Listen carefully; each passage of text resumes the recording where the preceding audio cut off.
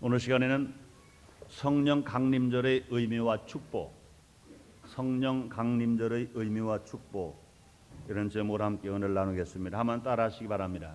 성령 강림절의 의미와 축복, 의미와 축복. 네, 오늘은 성령 강림절입니다. 또 통합된 기독교 대하나님의 성회의 총회 주일이기도 합니다. 각 나라마다 각 종교마다 특별히 지키는 명절과 절기가 있습니다. 우리나라에도 옛부터 지켜지는 민족 명절인 설날이 있고 또 단오절이 있고 추석 명절이 있습니다. 이 구약시대 이스라엘 사람들은 해마다 세 가지 중요한 절기를 지켜왔습니다. 그것은 유월절, 초막절, 오순절이었습니다. 이 세 절기는 이스라엘의 제일 큰 3대 명절입니다. 이때 이스라엘 사람들은 예루살렘에 다 모여서 하나님께 제사드리며 절기 의식을 거행했었습니다. 그 중에 유월절은 이스라엘 백성이 애굽에서 출애굽하기 위해 하나님께서 애굽 땅에게 내리는 10가지 재앙 중에서 장자가 죽는 재앙이 임할 때 양의 피를 문설주에 바른 집에는 재앙이 넘어가서 이스라엘 백성들의 장자만 죽지 아니하고 구원 받았음을 기념하는 절기가 유월절입니다. 또 초막절은 수장절이라기도 합니다. 이스라엘 백성들이 홍해서를 건넌 후 광야 생활을 할 때 하나님께서 낮에는 구름 기둥으로 또 밤에는 불 기둥으로 보호하셨습니다. 또 그들을 먹을 수 있도록 만나를 먹여주셨습니다. 그들이 고기가 먹고 싶어 할 때 또 메추라기로 먹여주셨습니다. 또 그들이 목말라 할 때 반석을 찐 반석의 물로 마시게 만들으셨습니다. 그들은 옷 한 벌밖에 입지 않음에 불구하고 헤어지지 않게 만들어 주셨습니다. 그러면 광야에서 그들이 생활하기에 조금 더 부족함이 없도록 하나님이 다 책임주셨던 것입니다. 그래서 그들을 이제 그날을 기념하는 절기가 초막절인 것입니다. 또 오순절은 이스라엘 백성들이 하나님의 도움으로 약속의 땅 가나안 땅에 들어가서 스스로 농사를 지었습니다. 수확된 곡식으로 처음으로 하나님께 감사함으로 드린 그날을 기념하면서 지켜지는 날이 오순절인 것입니다. 구약시대에 이스라엘 백성들이 중요한 세 절기를 지켰듯이 오늘날 기독교인들도 중요한 세 절기를 지켜오고 있습니다. 그것은 성탄절과 부활절과 성령 강림절인 것입니다. 이 성탄절은 예수님의 탄생을 기념하는 날입니다. 부활절은 예수님께서 십자가에서 죽으셨다가 3일 만에 부활한 것을 기념하는 날인 것입니다. 또 성령 강림절은 구약시대의 오순절에 비교되는 날로서 부활절로 50일 만에 다가오는 절기인 것입니다. 또 성령 강림절은 영어로 펜테코스트라고 하면 이 날을 50번째 되는 날이다 이렇게 말합니다. 즉 이 말은 예수님이 부활하신 후 50일째 되는 날에 지켜지는 절기인 것입니다. 그러므로 성령 강림절은 예수님께서 부활하신 후 50일째 되는 날, 예수께서 부활 승천하신 후 10째 되는 날에 마가 다락방에 모인 120명 모든 신자들에게 성령이 강림하신 날을 기념하여서 지켜지는 절기인 것입니다. 오늘은 1992년 성령 강림 주일을 맞이해서 성령 강림절의 의미와 축복에 대하여 함께 생각해보는 시간을 갖도록 하겠습니다. 첫째로 성령 강림 주일은 약속된 성령이 강림하신 날인 것입니다. 약속된 성령이 강림하신 날입니다. 하나님께서는 성경을 통해서 구세주 예수님이 구세주로 오실 것을 수없이 약속하셨습니다. 그대로 또 오셨습니다. 또 마찬가지로 성령님이 강림하실 것도 여러 차례 약속하셨습니다. 요한서 2장 28절 29절에 보면 그 후에 내가 내 신을 만민에게 부어주리니 너희 자녀들이 장래를 말할 것이며 너희 늙은이는 꿈을 꾸며 너희 젊은이는 이상을 볼 것이며 그때 내가 또 내 신으로 남정과 여정에 부어줄 것이며 이렇게 예언했습니다. 또 요한복음 10장 16절에 예수님이 친히 약속하셨습니다. 내가 아버지께 구하겠으니 내가 또 다른 보혜사를 너에게 주사 영원토록 너희와 함께 있게 하시리니 이 말씀하셨습니다. 또 사도행 1장 4절 5절에 보면 부활하신 예수님이 승천하시기 직전에 또 약속하셨습니다. 사도들과 같이 모이사 저희들에게 분부하여 가라실 때 예루살렘을 떠나지 말고 내게 들은 바 아버지 약속하신 것을 기다리라. 요한은 물론 세례를 베풀었으나 너희는 몇 날이 못되어 성령으로 세례를 받으리라 하셨느니라. 이렇게 말씀했습니다. 이 구약의 예언자나 예수님 친히 약속하신 그대로 성령님이 강림하신 것입니다. 어느 날 강림하셨습니까? 오순절날 강림하셨습니다. 오순절날 성령님이 강림하신 것입니다. 오늘 본문의 말씀이십니다. 사도행전 2장 1절로 4절 말씀을 제가 읽어드립니다. 오순절날이 이미 이름에 저희가 다 같이 한 곳에 모였더니 호련히 하늘로부터 급하고 강한 바람 같은 소리가 있어 저희 앉은 온 집에 가득하며 불의 혀같이 갈라지는 것이 저에게 보여 각 사람 위에 임하여 있더니 저희가 다 성령의 충만을 받고 성령의 말하게 계심을 따라 당한 다른 방언으로 말하기를 시작하느리라 말씀했습니다. 6월절날 예수님이 십자가에서 죽으시고 오순절날 예수님이 약속하신 성령님이 강림하신 것입니다. 오순절 마가다락방에 성령님이 강림하신 특징이 있습니다. 우리 예수님께서 예루살렘을 떠나지 말라. 몇 날이 못돼 너희에게 성령이 임할 것이라고 명령했습니다. 그럴 때 120명 모두가 다 순종한 것입니다. 제자들은 그 120명과 같게 예수님이 약속하신 명령을 순종했습니다. 예수님께서 예루살렘을 떠나지 말고 기다리라고 말씀하실 때 그 들은 사람은 500명이 있었습니다. 그러나 380명은 불순종하고 다 떠나버렸습니다. 120명만이 예수님이 말씀하신 것을 순종하고 따랐던 것입니다. 그러므로 사랑 여러분들이여 진실로 성령 충만 받기를 원하시면 아멘 하겠습니다. 새 방언으로 말하기를 원하시면 아멘 하겠습니다. 능력과 권능으로 충만하기를 원하시면 아멘 하겠습니다. 그러기 위해서는 우리는 어떤 사람들이 됩니까? 예수를 믿고 구원받은 성도가 된 이후에 우리 예수님이 무슨 말씀하시는지 하나님 말씀이 나에게 어떻게 들려오는지 순종해야 된다는 것입니다. 똑같이 예수님을 따랐습니다. 똑같이 부활의 예수를 만났습니다. 똑같이 승천의 예수를 보았습니다. 500명이 보았습니다. 500명이 똑같이 말씀을 들었습니다. 그러나 380명은 다 떠나버렸어요. 그러나 120명만은 예수님 말씀에 순종하여 마가다락방에 가서 기다렸던 것입니다. 또 특징이 있습니다. 합심했던 것입니다. 거기 예수님 어머니 마리아와 예수님의 제자들과 예수의 아우들과 예수를 따르던 여인들이 그 120문도가 함께 마가다락방에 모여서 합심한 것입니다. 성경에 보니까 합심하여 저녁 기도에 힘썼다 그랬습니다. 합심하는 생활 속에 하나님의 역사가 나타나는 것입니다. 분명히 구역이 성령 충만한 바는 성도가 되고 능력을 받으려면 구역장과 부구역장과 모든 성도가 합심할 때 놀라운 역사가 일어납니다. 우리 순복음 인천교회가 성령 충만한 교회가 되기를 원하시면 아멘 하겠습니다. 그렇다면 우리 합심해야 되는 것입니다. 남녀노소 빈부귀천할 것 없이 목사와 장로와 전도사와 권사와 안수입사와 소리입사와 조장과 구역장과 부구역장과 성가대원과 교역교 교사와 남녀 선교와 시립의 선교할 것 없이 모든 부서가 모두가 한마음에 되어 합심할 때 하나님의 놀라운 축복의 약속이 임하는 걸 믿을 수 있기를 주님으로 축원합니다. 보세요. 예수님의 어머니 마리아와 예수님의 제자들과 예수님의 아우들과 예수를 따르던 여인들은 남과 여가 성도 달라요. 예수님의 어머니와 예수의 제자들, 예수의 아우들은 세대도 달라요. 배운 수준도 달라요. 그러나 불구하고 그들은 마음을 같이 했다 말씀했습니다. 마음을 합심했다고 그랬습니다. 또 마가다락방의 120문도가 성령 충만함 받고 성령이 강림하신 특징이 있습니다. 저녁 기도에 힘썼다고 그랬습니다.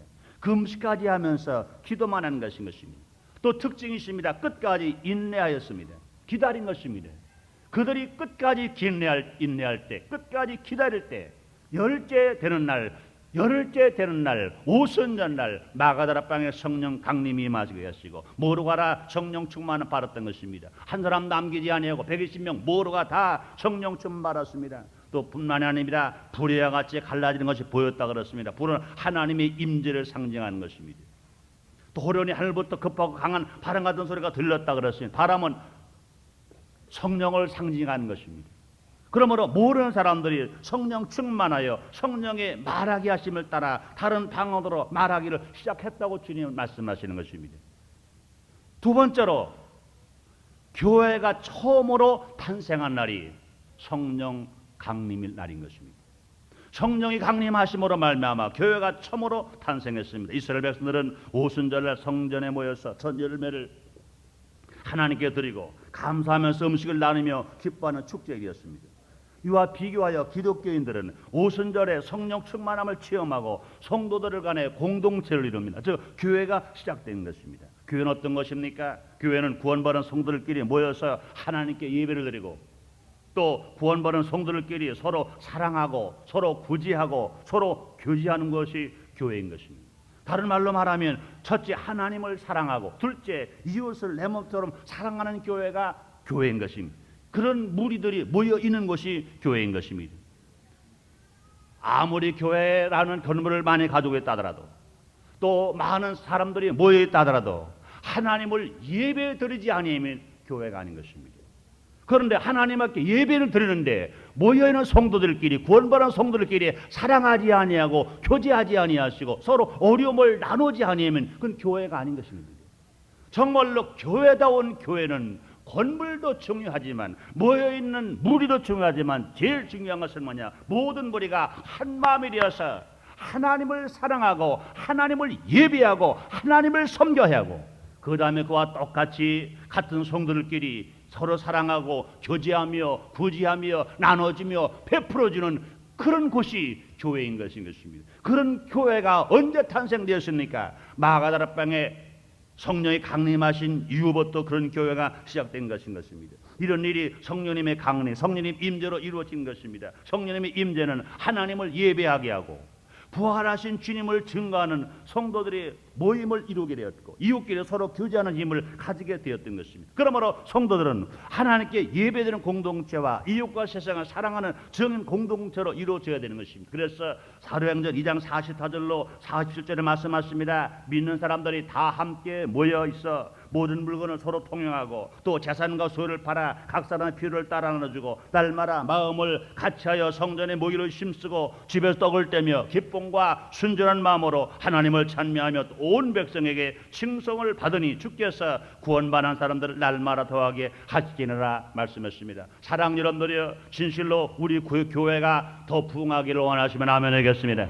여러분이 구역이 더 부흥하기를 원하시면 아멘 하겠습니다. 날마다 구원받는 사람들을 더 많아지게 하는 것은 사람이 하는 거라고 말하지 않았습니다. 주께서 구원받는 사람들을 날마다 더하게 하시리라 말씀했습니다. 한번 따라 하시겠습니다. 주께서 구원받는 사람들을 날마다 더하게 하시니라.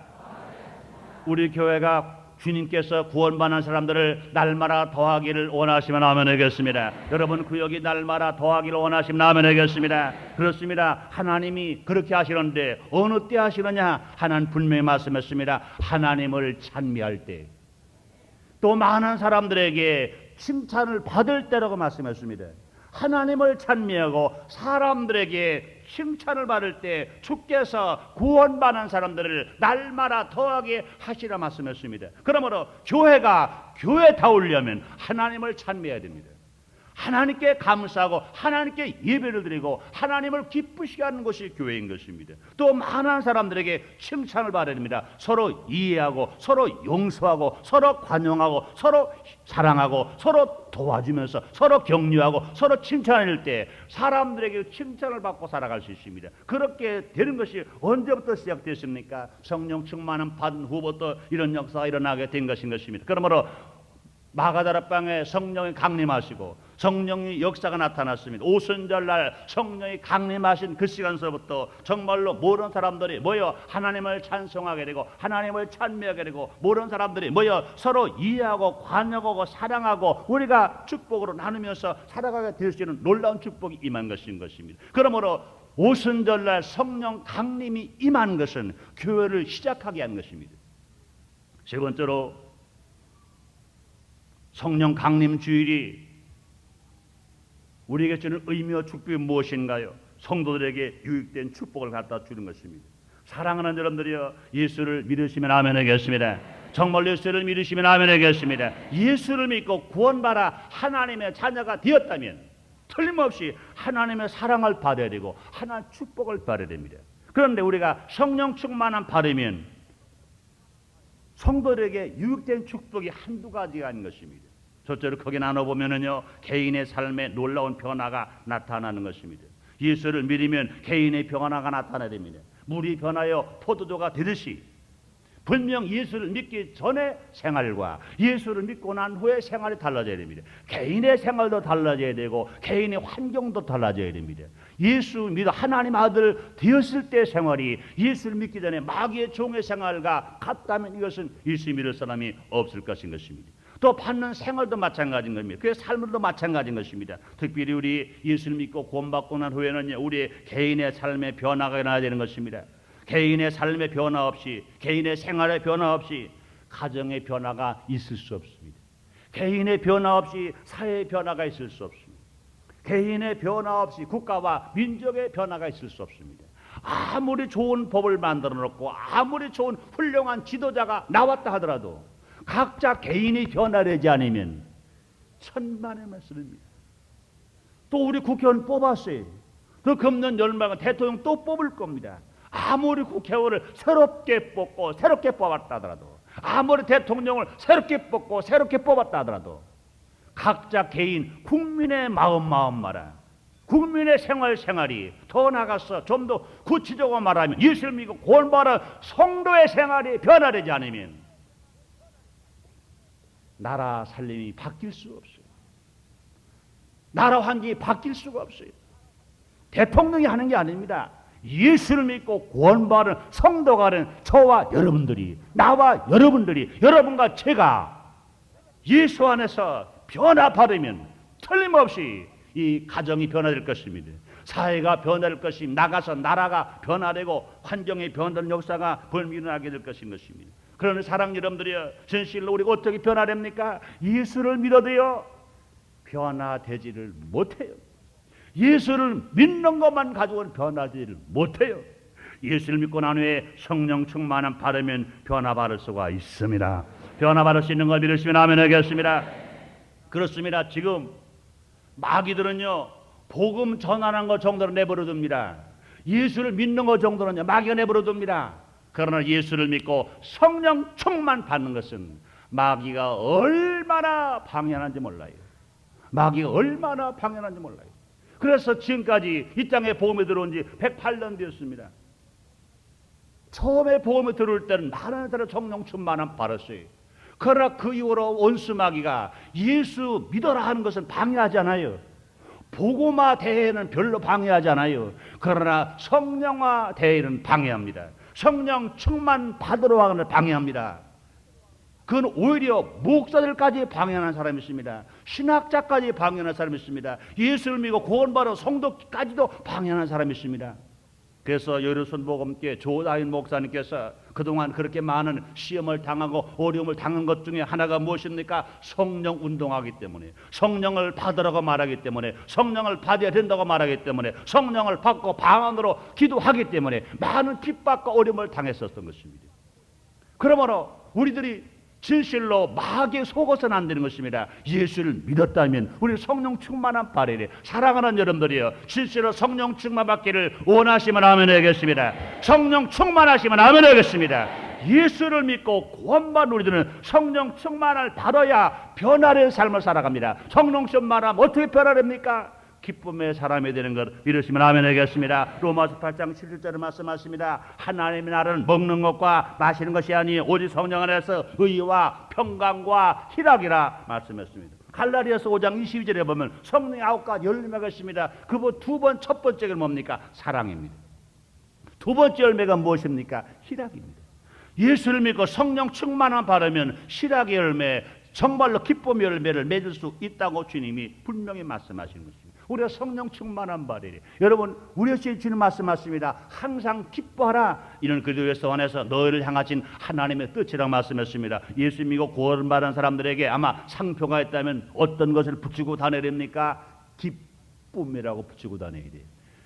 기쁨입니다. 그 사람이 보면 기쁨이 나와야 돼요. 예수를 믿기 전에는 우울했던 사람인데 예수 믿기 전에는 정말로 근심 속에 쌓여있던 사람인데 저 사람 예수를 믿고 나더니 왜 저렇게 변화가 있을까? 왜 기쁨이 있을까? 환경은 아직 변하지 않았어요. 그러나 마음 심령 속에 성령이 역사하시면 기쁘게 살아갈 수 있습니다. 환경 때문에 기쁜 것 아닙니다. 정말로 예수 안에서 새 사람 되어서 변화되어서 성령 충만한 바르심으로 말미암아 기쁘게 살아갈 수가 있는 것입니다. 여러분들 행복이 무엇입니까? 소유에 많고 적음이 있는 것이 아닌 것입니다. 또 지위와 명예 권세가 있고 없어 있는 것이 아닌 것입니다. 예수를 믿고 성령 충만한 바라 기쁨이 있는 사람에게 정말로 행복한 것 이러시면 아멘 하겠습니다. 그렇습니다. 우리가 예수를 믿고 성령 충만한 바는 기쁘게 살아갈 수 있어요. 환경적으로는요 어려운데도 소유는 부족한데도 때로는 질병 때문에 고통을 당하고 있으면서도 때로는 핍박과 어려움을 당하고 있으면서도 그 마음속에 기쁨이 넘치는 삶을 살아갈 수 있는 것이 무엇이냐? 성령 충만할 때 그런 역사가 일어나는 것입니다.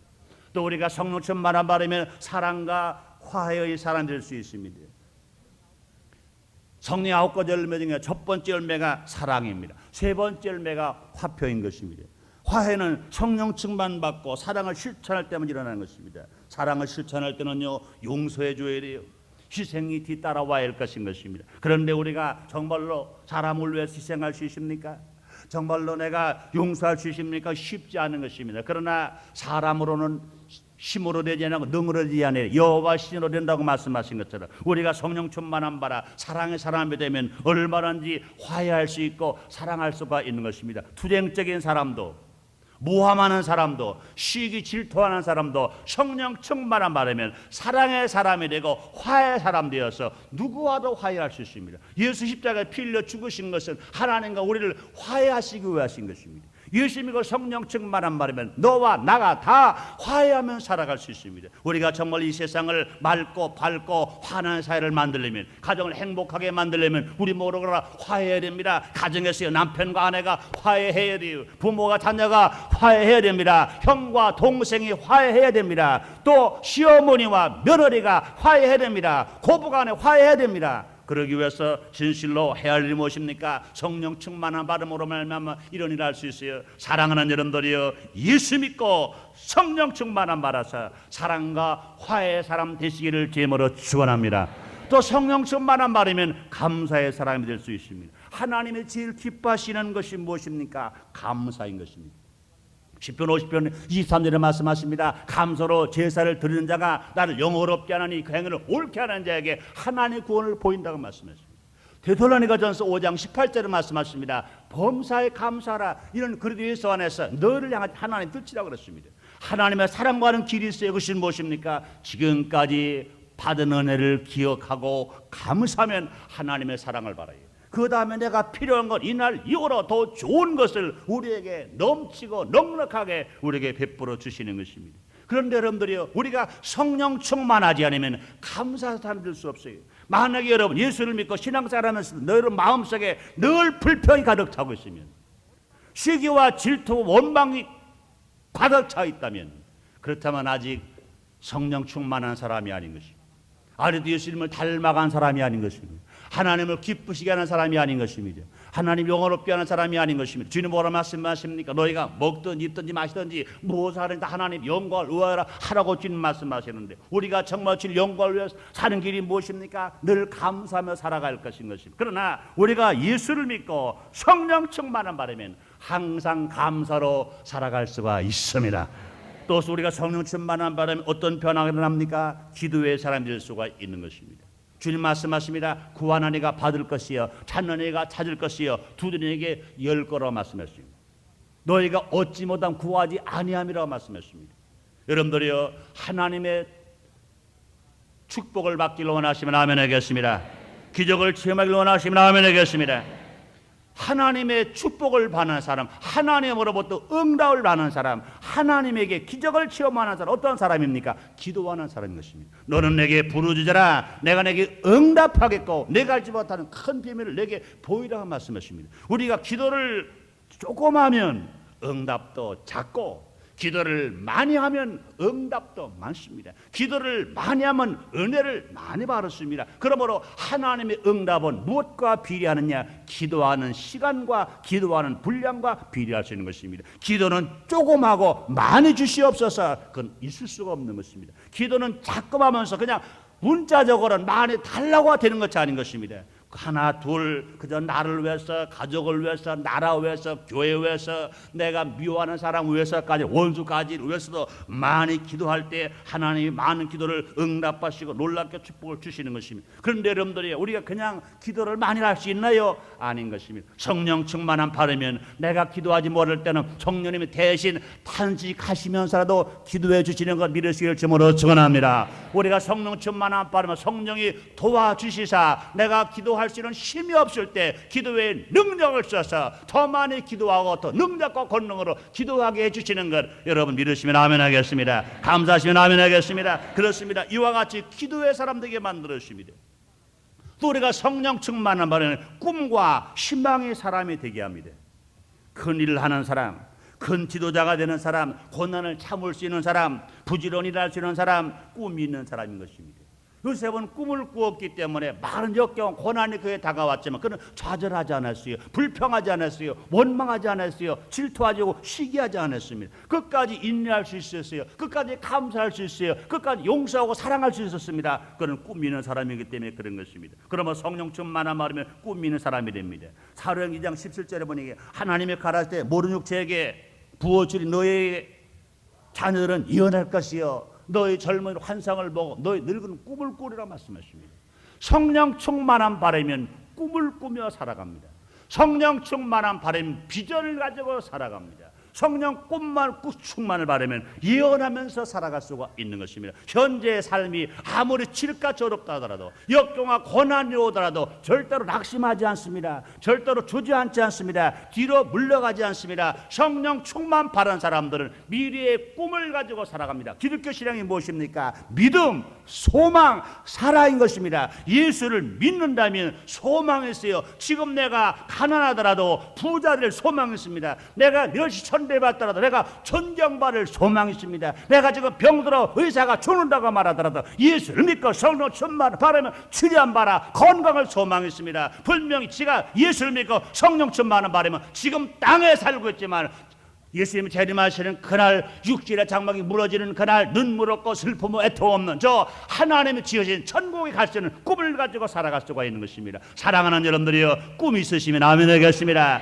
소망이 있으면 아멘 하겠습니다. 이런 꿈이 사람이 준 것이 아닌 것입니다. 혈통으로 부모님이 준 것이 아닙니다. 학교에서 공부해서 주신 것 받은 것이 아닌 것입니다. 예수를 믿고 성령 충만한 말하면 꿈이 있어요. 꿈이 있는 사람들은요 맑고 밝게 살아갑니다. 꿈이 있는 사람은요 희망을 가지고 살아갑니다. 꿈이 있는 사람은요 긍정적으로 살아갑니다. 꿈이 있는 사람은 감사하며 기쁘게 살아갈 수가 있는 것입니다. 또 성령 충만한 바라면 권세 있는 신앙이 됩니다. 사도행전 1장 8절에 보니 오직 성령이 너에게 임하시면 권능을 받고 예루살렘과 유대와 사마리아 땅까지 내 증인 되리라고 주님 말씀했습니다. 누가복음 10장 19절에 보니 내가 너에게 뱀과 전갈을 밟으며 원수의 모든 능력을 지혜를 권세를 주었으니 너희를 해할 자가 결단 없으리라 말씀했습니다. 그렇습니다. 우리가 성령 충만한 바라면 귀신을 쫓아내는 권세, 유혹을 물리치는 권세, 핍박을 견디는 권세, 병을 치료하는 권세를 우리가 갖고 살아갈 수 있습니다. 그래서 예수님 친히 말씀하셨습니다. 마가복음 16장 17절 18절에 말씀하십니다. 믿는 자들에게 이런 표적이 따르니 저희가 내 이름으로 귀신을 쫓아내며 세방을 말하며 뱀을 집으며 무슨 독을 마실지 해를 받지 아니하며 병든 사람에게 솔 얹은 적 나으리라 하시더라. 이런 권능이 여러분에게 있어지시기를 주님으로 축원합니다.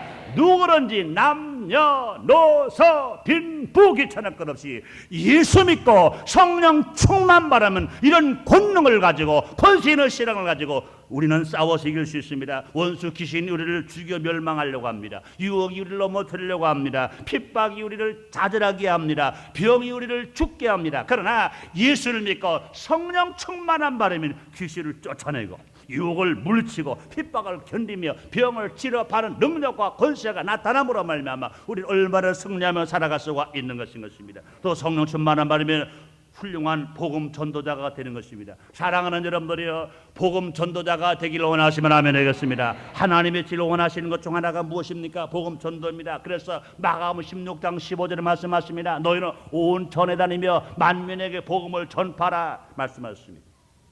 마태복음 28장 19절 20절에 말씀하시를 그러므로 너희는 가서 모든 족속으로 제자를 삼아 아버지와 아들과 성령 이름으로 세례를 주고 내가 분부한 것을 가르쳐 지키게 하라. 볼지어다 내가 세상 끝날까지 너와 항상 함께 있으리라 하시니라 말씀하신 것입니다. 그렇습니다. 성령 충만한 바라면 성령은 복음 증거의 영입니다. 성령은 전도의 영인 것입니다. 성령 충만 바라는 사람들은요 누구나 다 전도할 수 있어요. 베드로도요 성령 충만 받게 되는 예수를 부인한 사람이에요. 예수를 모른다고 한 사람입니다. 그러나 그가 성령 충만 받고 나자 말씀을 증거할 때 한 달에 3,000명씩 주께로 인도할 수 있어요. 나면서부터 안진병인을 치료한 후에 나가 복음을 증거했더니 한 달에서 5,000명 증거할 수 있어요. 그가 성령 충만한 바라 복음 전도자가 되었을 때는 마지막에 십자가에 꺾걸려 매달 죽을 때까지 순교하면서 예수의 복음을 증거하는 전도자가 될 수 있었습니다. 이와 같이 구원받은 성도가 성령 충만한 바람에 유익한 축복이 한두 가지가 아닌 것입니다. 이스라엘 백성들이 오순절과 기독교의 성령 강림들은 유일하게 같은 날 이루어졌던 것입니다. 오순절이 수확을 많이 얻고 감사해 드린 것처럼 성령 강림이 오순절날 임한 것은 예수 안에서 구원받은 성도들이 성령 충만히 받고 하나님의 주시는 풍성한 은혜와 풍성한 축복을 받아 누리면서 살게 하기를 원하시기 때문에 진실로 오순절날 성령 강림 임하게 하시고 진실로 마가다락방에 120문도가 성령 충만 받게 만들어 주시고 누구는 예수를 믿기만 하면 성령을 사모하고 인정하고 의지하기만 하면 누구에게든 성령 충만을 받게 하시는 것입니다. 그러므로 구원받은 성도는 꼭 성령 충만은 받아야 됩니다. 성도가 성령 충만을 받는 것은 무엇보다 귀중한 것이고 아주 급한 것인 것입니다. 난 그런 말을 합니다. 노처녀 노총각이 시집가고 장가간 오빠라 더 급한 것이 무엇이냐, 더 중요한 것이 무엇이냐, 성령 충만 받는 것입니다. 집 없는 사람이 집 사는 것보다 더 급하고 더 중요한 것이 무엇이냐, 성령 충만 받는 것입니다. 사도 바울은 사도행전 19장 2절에서 에베소 교인들에게 말씀했습니다. 너희가 믿을 때 성령을 받았냐 말씀했습니다. 에베소 5장 18절에서 말씀하십니다. 오직 성령 충만함을 받으라 말씀했습니다. 의무는 죽이는 것이요 영을 살리는 거라 말씀했습니다. 우리가 예수를 믿는다고 하지만 하나님 말씀을 많이 읽고 들었다고 말하지만 우리가 성령 충만하지면 의무는 죽이는 것입니다. 성령 충만한 바라 영으로 살아야 영을 살리는 겁니다. 내 영이 살고 남을 살리고 남을 구원하고 남을 존다고 살아갈 수가 있는 것입니다. 예수님도요 요한복음 20장 20절에 말씀하십니다. 성령의 충만을 받으라 말씀하시고 사도행 1장 4절에 예루살렘을 떠나지 말고 내게 들은 아버지 약속하신 기다리라. 요한은 물로 세를 베풀었으나 너희는 몇 날이 못되어 성령으로 세를 받으리라 말씀했습니다. 우리 모두 성령 충만함 받아서 하나님을 기쁘시게 하고 이웃에게 유익을 주고 본인 자기 자신에게 복되고 충성한 삶을 살 수 있는 여러분 다 되시기를 주 이름으로 축원합니다. 주 이름으로 축원합니다. 기도하겠습니다. 하나님, 오늘 성령 강림주를 맞이해서 성령 강림의 의미와 축복이 무엇인지 알게 하셨으니 감사합니다. 하나님 아버지시여, 성령 강림은 하나님이 약속하신 대로 이루어진 사건입니다.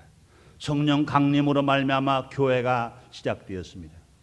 성령 강림으로 성도에게 유익된 축복이 임하게 되었고 새로운 변화의 기적들이 일어났습니다. 하나님 아버지시여, 안타깝게도 예수 복음을 증거하는 것은 원수마귀가 그렇게 방해하지 아니하나 성령 충만 받는 것은 얼마나 방해하는지 모릅니다. 그러나 감사하게도 그런 방해를 무릅쓰고라도 이와 같이 구원받은 성도뿐 아니라 성령 충만 받은 성도가 많이 있다는 것, 오늘 성령 강림 주일을 맞이하여서 이 복음을 증거할 수 있고 들을 수 있으며 믿을 수 있다는 것, 하나님이 주신 축복인 줄 믿습니다. 나의 하나님 아버지시여, 구원받은 모든 1,300만 신자가 다 성령 충만 받게 하여 주옵소서. 성령 충만한 받음으로 개인의 삶의 변화가 일어나게 하여 주옵소서. 하늘마다 주와는 형통하게 하여 주옵소서. 그러므로 주님 오시는 그날까지 우리 모두가 다 하나님을 기쁘시게 하며 많은 사람들에게 유익을 주며 하나님을 사랑하며 이웃을 사랑하며 살아가는 우리들이 되어지게 하여 주시옵소서. 예수 믿고 구원받은 성도들이 성령 충만한 바라 변화받을 때 분명히 사회가 변화될 줄 믿습니다. 불신자들이 예수를 믿고 주께로 돌아오게 될 줄 믿습니다. 예수님의 이름으로 기도드리옵나이다. 아멘.